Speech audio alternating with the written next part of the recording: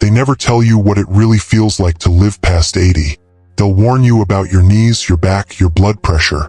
They'll hand you leaflets about calcium, stroke symptoms, and why you should walk 30 minutes a day. But nobody ever sits you down and says, hey, some mornings, you'll wake up and realize the world isn't waiting for you anymore. That's what hit me the hardest. I used to think old age would feel like sitting by a window, wrapped in a blanket, sipping tea with a quiet kind of wisdom. But it's not always that poetic. Some days, sure, the sunlight lands just right on the windowsill, and you remember how it used to feel holding your daughter's small hand on a Saturday morning. But other days, the silence presses against your chest. Not the peaceful kind. The kind that makes you wonder if your phone still works, or if everyone simply stopped needing you. I used to get calls all the time, people asking for advice, help, a story, a laugh. Now, I can leave the phone on the table for days and it won't ring once. It's strange how your world shrinks. Not all at once, no. It happens like fog rolling in. You stop going to the store because it's too loud, too bright, too fast. Friends move or fall ill or fade out of habit. Your children, God bless them, have full lives. And that's good. That's how it should be. But still, the emptiness finds its way in. I've taken to watching the trees. Not because they change much, but because they stay. There's a cherry tree in the backyard. I planted it the year my wife passed. She used to love cherries. Every spring, it blooms like it's trying to remind me something beautiful still happens. Even now. But memory is a tricky thing. It doesn't always come when you call it. I'll be halfway through telling a story and suddenly forget the name of the street, or the color of the dress, or even what came next. I used to be sharp. I prided myself on it. And it's not that I'm lost now, but I feel the edges softening. And with that softening comes something else, a kind of vulnerability I never knew I'd meet. Not the obvious kind, like needing help opening a jar. I mean the kind where you doubt your place, where you sit in a room full of people and realize no one asked what you thought. Not because they're cruel, just because they forget. I don't blame them. I really don't. Life moves quickly and I move slowly. That's not their fault. But it stings. Like when someone cuts you off in conversation or talks over you, and you smile politely even though it makes you feel invisible. I wasn't always this quiet. I had opinions, fire, wit. I still do deep down. But I've learned to let the moment pass. Not because I've given up, but because I've learned where my peace lives now. And it's not in trying to keep up with a world that's forgotten how to wait. You know, the hardest part isn't the body changing, it's the unpredictability. I can have one morning where I feel strong, balanced, sharp, and by the afternoon, my legs are trembling and my mind is clouded. No warning, just the sudden reminder that I don't hold the reins anymore, and that messes with your confidence. I used to walk anywhere without a thought. Now I stand at the door and pause, not because I can't go out, but because I don't know if my body will betray me halfway down the block. But I try anyway. I walk slowly. I rest often. I look at the sky more than I used to. I've learned that patience isn't just a virtue. It's survival. Not just with others, but with myself. Some nights, I lie in bed and count the names I miss. My brother, my wife, my best friend from college. I don't cry every time. Sometimes I just smile at the memory of a joke we told, or the way she brewed coffee. That's what grief becomes after a while. Not sharp and sudden, but slow and familiar, like a song you hum without realizing. If you're still here, leave me a comment. Tell me what resonated with you, or who you're thinking of tonight. I'd like to know. I don't tell you these things to make you sad. I tell you because someone has to. Someone has to say out loud what it really feels like when the world grows quieter. And you're still here, still breathing, still watching the leaves change. That alone, that watching, that noticing is a kind of strength. And I see you even if the rest of the world doesn't always know how to. Let's keep going. There's more to say. There was a time I believed that growing old would feel like finishing a book.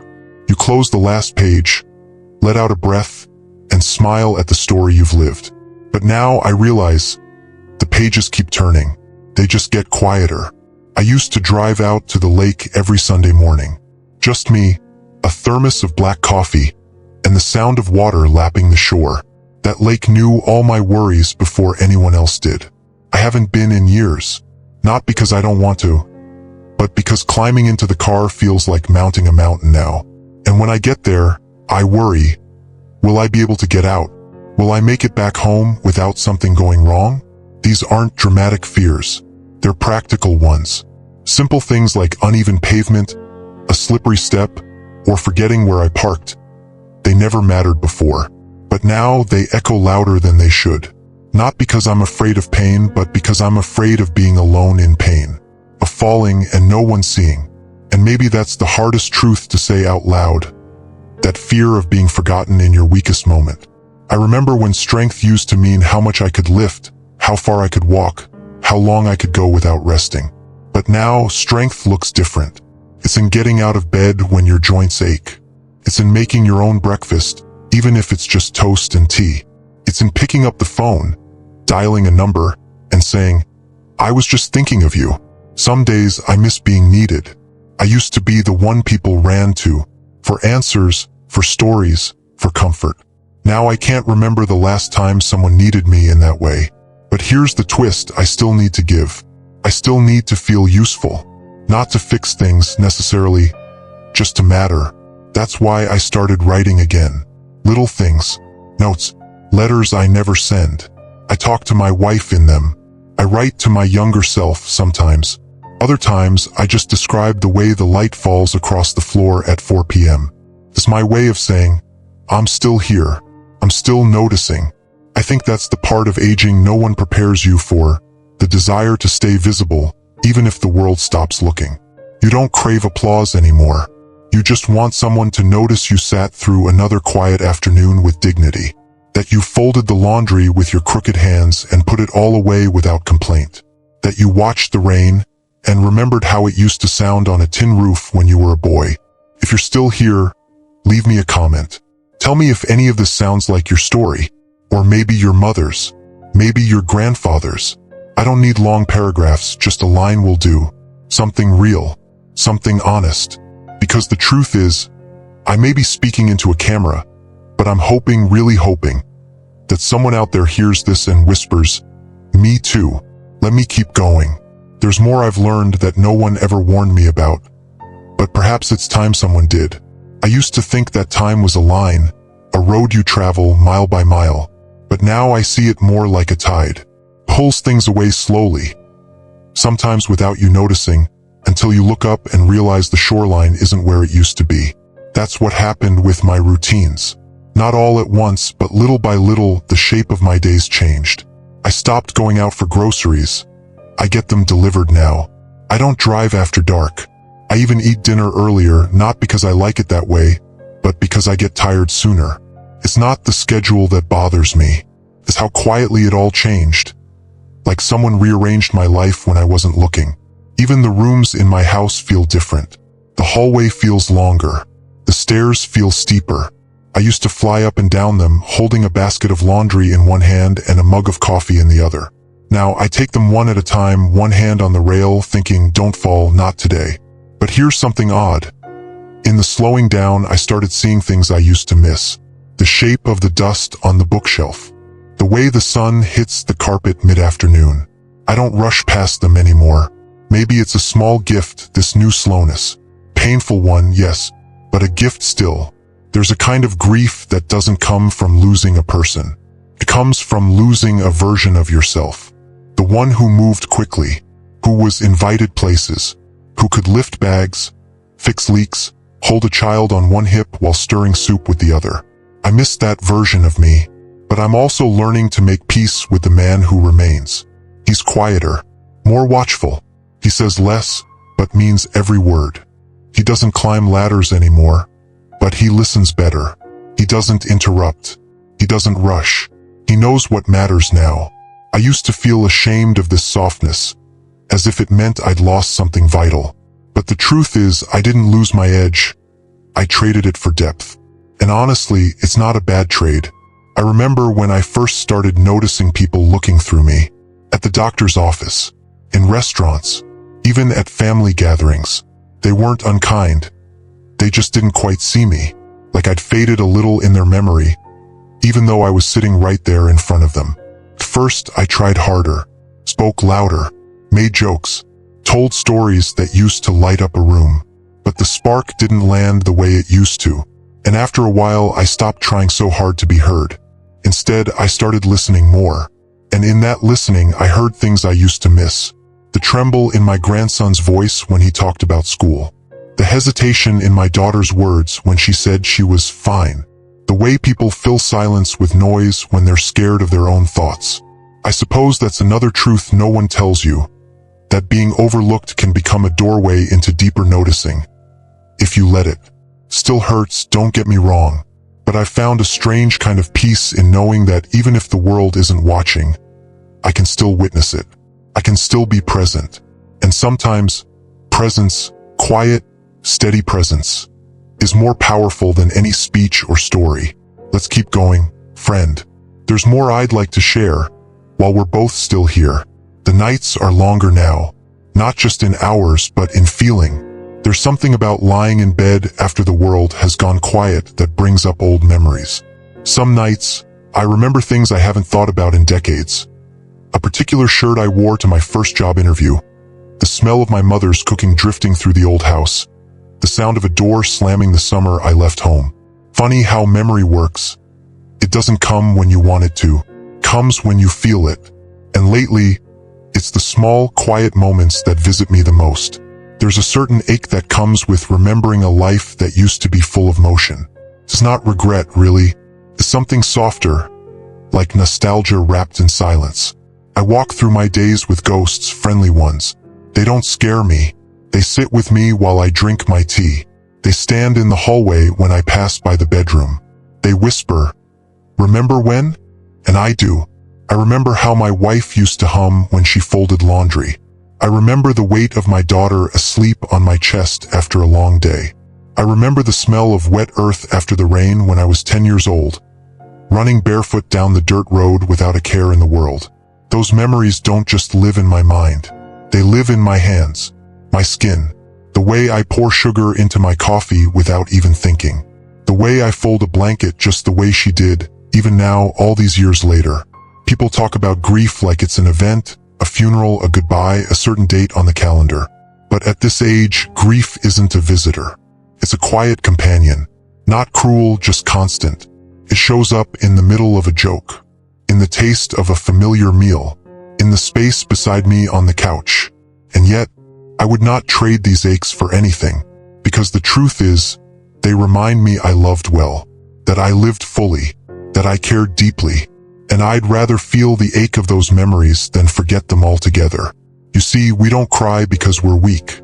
We cry because something was beautiful, and it's gone. But not entirely, because every time I tell a story, every time I pass along a bit of wisdom, every time I whisper a name into the wind, that beauty lives on, even if just for a moment.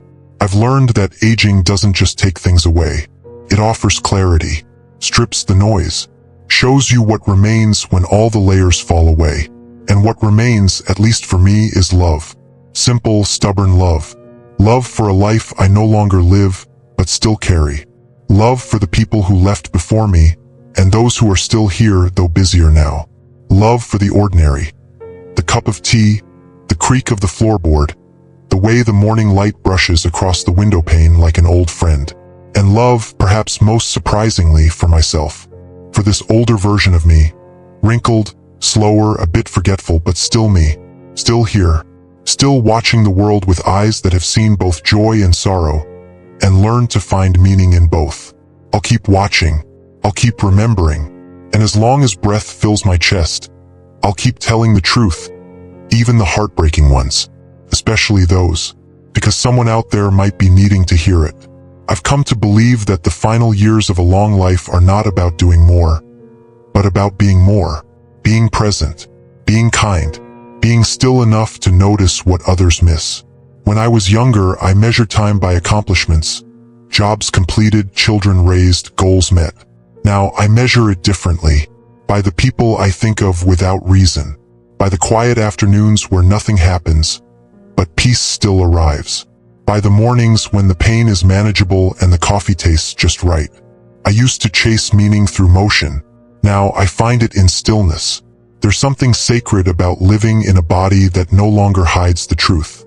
The creases on my face, the bend in my spine, the tremble in my hand. These aren't signs of failure. They're the language of a soul that's endured. And in this quiet chapter, I've discovered one more truth they never told me. That acceptance is not surrender. It's a different kind of strength. To say, this is who I am now, and still show up to your day, to your family, to yourself.